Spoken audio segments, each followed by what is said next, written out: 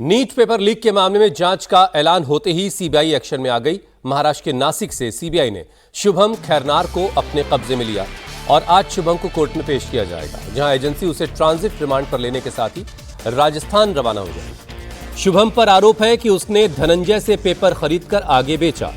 CBI की एक team Jaipur में भी एसओजी के ऑफिस पहुंची और वहां अभी तक की जांच से जुड़ी जानकारी ली। एसओजी ने जिन लोगों को हिरासत में लिया है, सीबीआई ने उनसे भी पूछताछ की है। 2 दर्जन से ज्यादा लोगों को एसओजी ने सीबीआई के हवाले कर दिया। शुरुआती जांच में पता चला कि पेपर सबसे पहले सीकर में आउट हुआ। केरल में एमबीबीएस स्टूडेंट के पास से पेपर शेयर होने की कड़ी मिली। इसके बाद हरियाणा और गुरुग्राम के नेटवर्क से पेपर फैलाया गया। परीक्षा देने वाले कई छात्र और उनके परिवार भी इस पेपर लीक में संलिप्त पाए गए। राजस्थान की एसओजी पहले ही इस केस की कड़ियों को जोड़ चुकी है। एसओजी की तरफ से जो इंफॉर्मेशन मिली है, उसके मुताबिक अब तक पेपर लीक के मास्टरमाइंड, मीडिएटर और डिस्ट्रीब्यूटर समेत कुल 18 लोगों को हिरासत में लिया गया है। एसओजी की जांच का दायरा राजस्थान से लेकर महाराष्ट्र, हरियाणा, उत्तराखंड, पंजाब और बिहार तक फैला है। अब सीबीआई सारी कड़ियों को जोड़ेगी और जांच को आगे बढ़ाएगी। लेकिन सबसे बड़ा सवाल यही है कि करीब 23 लाख छात्रों के सामने जो हालात पैदा हो गए, उसका जिम्मेदार आखिर कौन है? नीट का पेपर 10 लाख में खरीदा, 15 लाख में बेचा।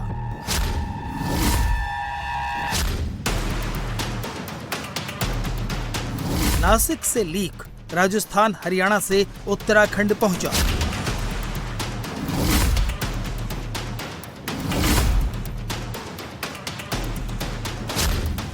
गैस पेपर की आड़ में पेपर लीक का गोरख धंधा।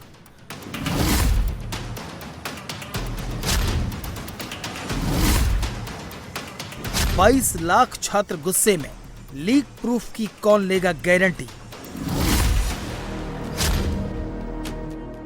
सर पेपर लीक पे क्या बोलेंगे? सर पेपर लीक पे सर सीबीआई इंक्वायरी की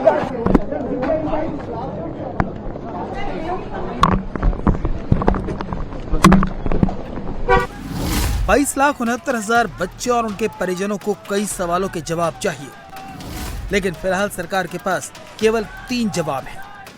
3 मई को ही नीट की परीक्षा रद्द कर दी गई है। अगली तारीख का ऐलान जल्द होगा। फीस नहीं देनी पड़ेगी। पेपर लीक मामले की जांच सीबीआई के हवाले कर दी गई है।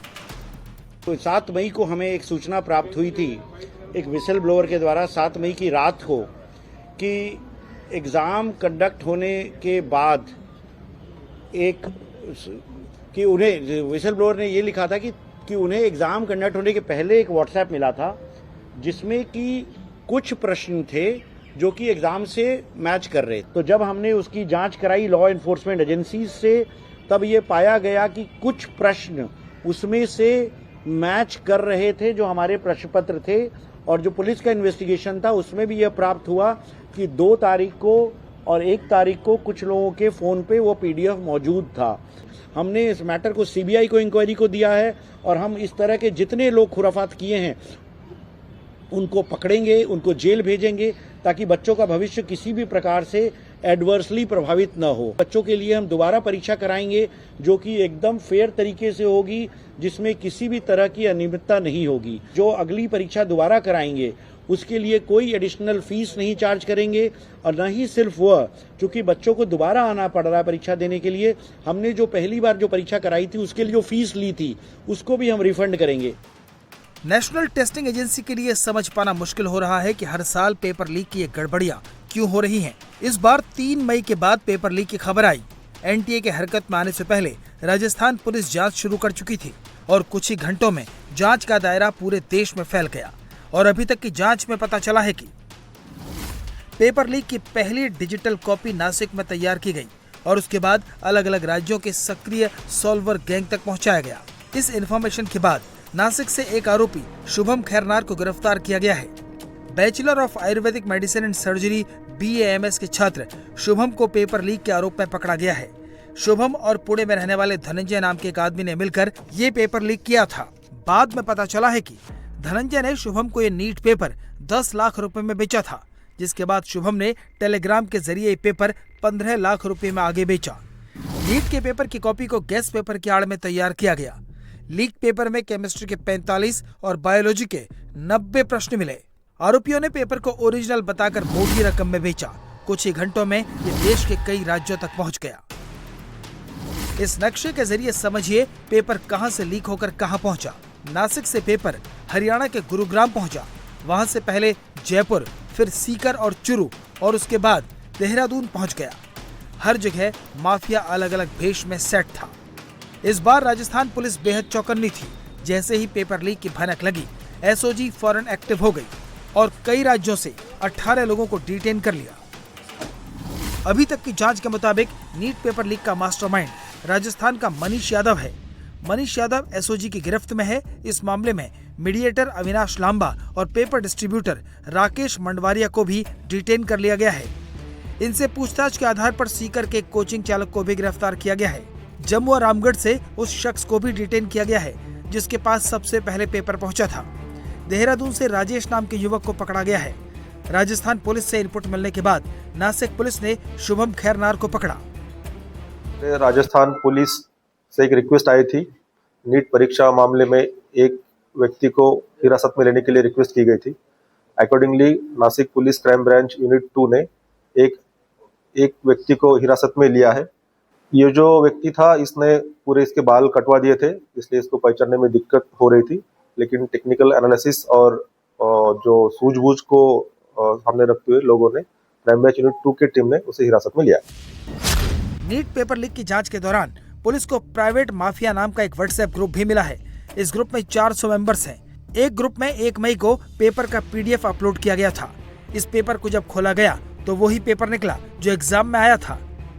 नीट के 720 नंबर के पेपर में 600 नंबर के सवाल इसी गेस्ट पेपर से आए। बायोलॉजी के 90 में से 90 सवाल वही थे जो गेस्ट पेपर में दिए गए थे।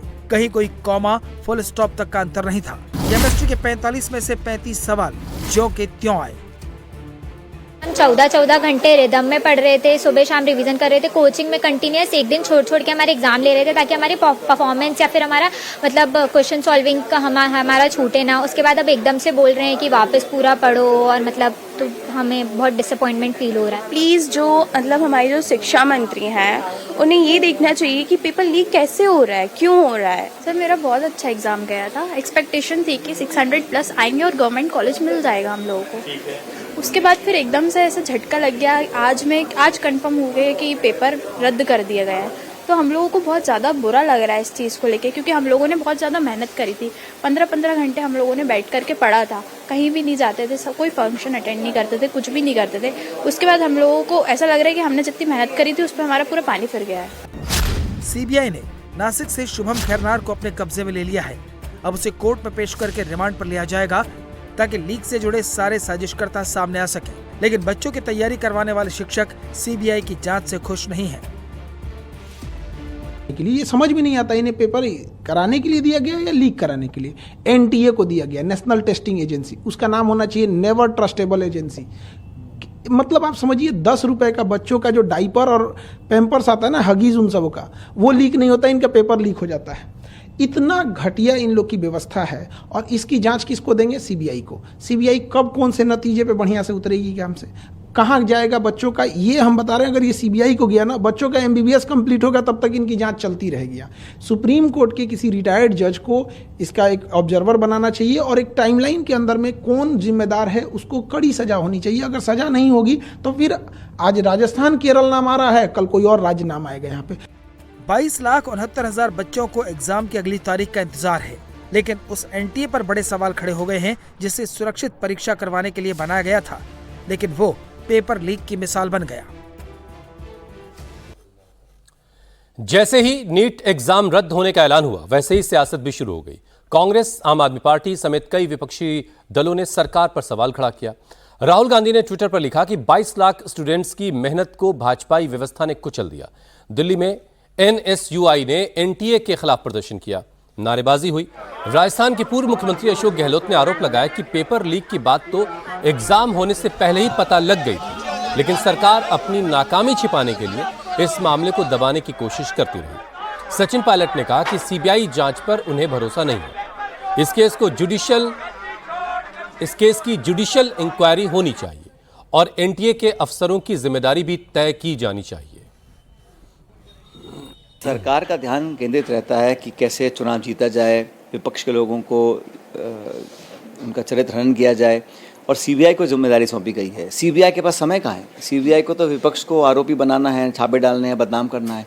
तो इसकी जांच जो आप कह रही हैं, तब प्रकरण हुआ है, 22-23 लाख बच्चों के फ्यूचर के साथ खिलवाड़ हुआ है, उसकी जांच एक जुडिशियल इंक्वायरी हो और समय सीमा बांधी जानी चाहिए। और सरकार को अगर इसकी चिंता होती और अगर कोई सरकार मन बना ले कि मुझे इसको रोकना है, तो सवाल नहीं कि वो बार बार लीक हो।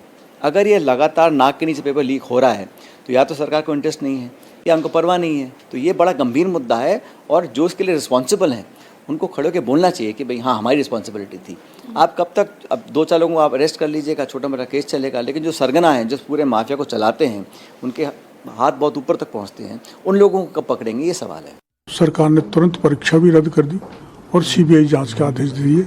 अब जो भी कोई दोषी है, चाहे वो केरल का हो चाहे सीकर का हो, अब नहीं बच पाएगा। और जो विपक्षी बयान दे रहे हैं कि सरकार प्रकरण को दबाना चाहती है, अब ये दबाना है। जब सीबीआई की जांच हो गई तुरंत परीक्षा रद्द हो गई। विपक्ष ने तो, गहलोत साहब ये दूसरे जो बयान दे रहे हैं इनके, तो मैं आप सब गवाही हो कि 18 में से 17 पेपर लीक हुए थे और पेपर लीक में एक में तो एफआईआर दर्ज कराने के लिए मैं खुद थाने पे 3 दिन तक बैठा रहा, दर्ज नहीं की, उल्टा मेरे को गिरफ्तार करके ले गए। तो उनको कोई नैतिक अधिकार नहीं है हमारे ऊपर आरोप लगाने का। वो खुद साफ सुथरे नहीं है, उन्होंने सबसे ज़्यादा पेपर लीक कराए। लेकिन हम इसके प्रति गंभीर हैं।